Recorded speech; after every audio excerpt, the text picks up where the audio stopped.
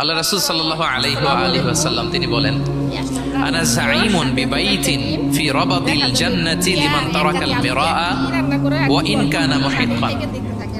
প্রিয় নবীজি বলেন যে আমি ওই ব্যক্তিকে জান্নাতের আঙ্গিনায় একটা ঘরের সুসংবাদ দেই যে তর্ক করার সময় নিজে সঠিক, সে হকের উপর আছে, এটা জেনেও সে তর্ক করে না। তর্ককে, আর্গুমেন্টকে, ডিবেটকে স্যাক্রিফাইস করে যে না আমি ঝগড়ায় যাব না, যদিও সেই সঠিক। এরকম স্যাক্রিফাইস যে করে জান্নাতের আঙ্গিনায় তাকে আমি একটা ঘরের সুসংবাদ দেই।